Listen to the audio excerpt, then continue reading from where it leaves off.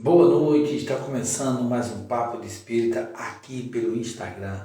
A sua live diária há mais de 4 anos, desde julho de 2020, nós estamos com você, com cada um de vocês. Obviamente, a nossa live começou de forma dupla, eu e o grande Yuri Candiago, que depois, por ocupações profissionais e acadêmicas, não pôde continuar.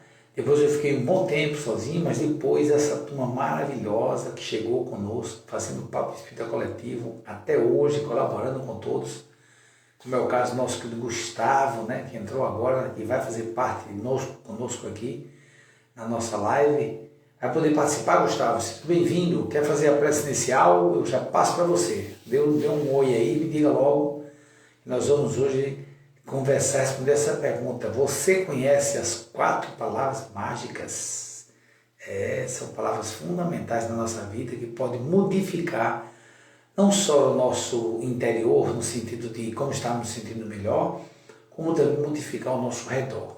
É muito importante essas 4 palavras mágicas. Vamos ver aí o nosso Gustavo, se ele vai poder participar. Dê um oi aí, Gustavo, diga sim, dá um like, ou então um sim, para eu colocar você na live e já começar fazendo a prece. O Gustavo, meu querido amigo, grande colaborador, participante direto conosco do Papo Espírita desde o começo. O Gustavo ficava sempre nos bastidores, só assistindo. Agora hoje ele é um dos apresentadores do Papo de Espírita. Pode entrar, Gustavo, diga aí.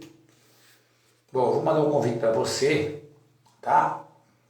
Para você participar, se você puder participar. Gustavo acho que não está podendo participar, tá bom? Então, vamos lá, vamos continuar aí, deixa o nosso querido Gustavo querendo participar conosco, ele dá um toque aí. Agora, nesse momento, nós vamos fazer uma prece inicial, tá bom?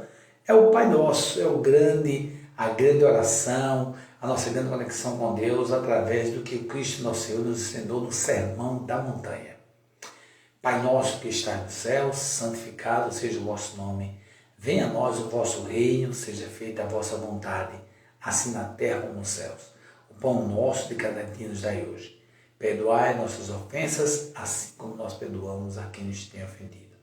E não nos deixeis cair em tentação, mas livrai-nos do mal. Amém. Bom, então trazendo a noção das 4 palavras mágicas. Primeiro, quando a gente ouve essa palavra, a própria palavra mágica, qual é a ideia que nos dá?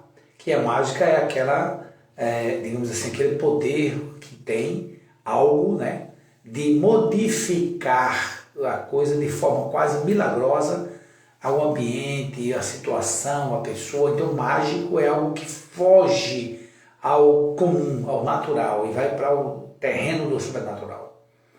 É lógico que você sabe, na doutrina espírita nós aprendemos que não existe nada sobrenatural. Tudo está dentro da natureza divina, das leis de Deus. E, obviamente, muitas vezes nós não conhecemos essas leis e achamos que é algo fora do comum, né? A gente pode ler lá na Gênesis e muita coisa, em especial também, né, nas obras póstumas, e perceber muita coisa que Kardec esclarece sobre isso, tá bom? Principalmente a questão dos milagres e coisas de Jesus, o poder do Mestre, das leis que ele conhecia e conhece melhor do que qualquer um de nós. Mas voltando, então, mágica é algo assim diferente, que modifica o natural. Outra coisa, a palavra, né? Esse nome, palavra, é a pá que lavra, ou seja, a palavra é um instrumento de comunicação que pode trabalhar em nós e nos outros o nosso interior, o nosso exterior, a nossa melhor comunicação, os nossos sentimentos, as nossas emoções, a nossa manifestação de acordo com o que o outro compreende. Então, por exemplo, quando eu falo boa noite, essa palavra ela pode modificar o estado interior de ânimo, inclusive, da pessoa que ouve, dependendo de como eu falar.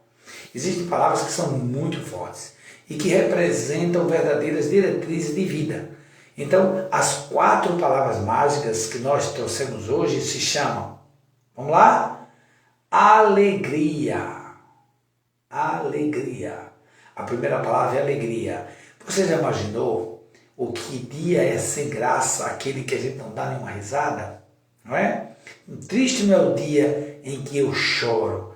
Triste é o dia em que eu não dou uma risada, em que eu não me animo, em que eu não provoco o sorriso em mim e nos outros, em que eu não permito que essa energia fantástica, chamada alegria, modifique o meu estado interior, as circunstâncias em que vivo.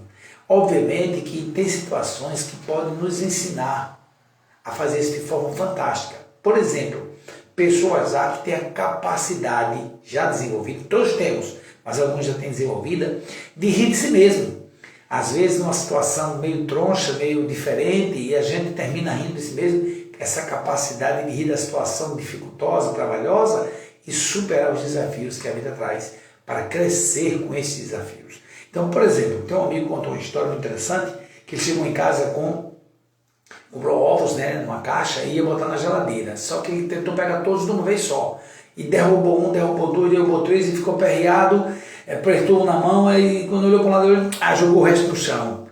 E disse, meio com raiva na hora, jogou o resto no chão. Depois olhou para baixo e ficou rindo, mangando dele mesmo. Disse, meu Deus, que voada que eu dei. Como é que eu quebrei os ovos todos só porque eu estava com raiva? E começou a, meu Deus, começou o voador. Começou a brincar com ele mesmo, rir dele mesmo. Depois sentou no chão, limpou o chão e percebeu que a alegria mostrou para ele que a raiva não ajuda em nada. Aliás, a raiva dá prejuízo, como foi o caso dele agora. A segunda palavra, muito importante, palavra mágica, chama-se gratidão. Ora, lembremos que o apóstolo Paulo, o grande colaborador, o grande divulgador do cristianismo, após a volta de Jesus ao mundo espiritual, para o seu mundo celeste, governando a gente aqui nesse mundo de provas e expiações, transitando para a regeneração, o apóstolo Paulo dizia, a tudo dai graça, a tudo dai graça, a tudo agradecer. E olha que ele passou por bons e maus pedaços. E bons pedaços ele diz assim, porque tudo é bom, mas dificuldades grandes. Quando ele se converteu, naquele famoso encontro com Jesus a caminho de Damasco, e ele encontra com a grande luz que é Jesus, que chega para ele e pergunta por que ele está perseguindo ele. Quando ele percebe que é o grandioso Mestre Jesus, tão falado, e que ele não conhecia ainda, o que ele faz? Se, digamos assim, reverencia. Ele se ajoelha diante de Jesus e cego que ficou naquele momento por causa da luz forte do Cristo, provocadamente aquela luz foi para isso. O que é então que nosso amigo Paulo faz? Ao invés de ficar se questionando, se justificando isso ou aquilo, Paulo simplesmente se dirige a Jesus e diz, Senhor, o que queres que eu faça? Senhor, o que queres que eu faça? Mostrando naquele momento que ele, Paulo, estava sendo grato a Jesus por não estar continuando no caminho como Saulo, caminhando como Saulo, no caminho errado, perseguindo os cristãos, fazendo maldade, e agradecendo a Jesus, ele se recolhe na sua, entre aspas, insignificância, pedindo a Jesus dizer o que ele devia fazer. Você sabe esta história, se não sabe, leia o livro Paulo e Estevão, que é fantástico, contando essa história com mais detalhes, os bastidores dessa situação, dessa transformação de Paulo, está no livro Paulo e Estevão.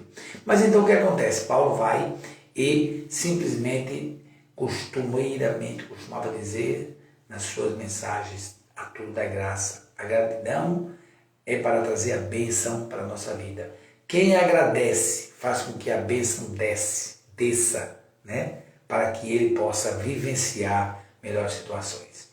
A gratidão, inclusive, nos mostra a neurociência que ela modifica, inclusive, o nosso estado neuronal, que influencia no emocional, que influencia no nosso comportamento diário. Então, a gratidão ela libera determinados nutrientes importantes, determinados hormônios, como no caso da própria serotonina, para nos deixar em estado mais agradável.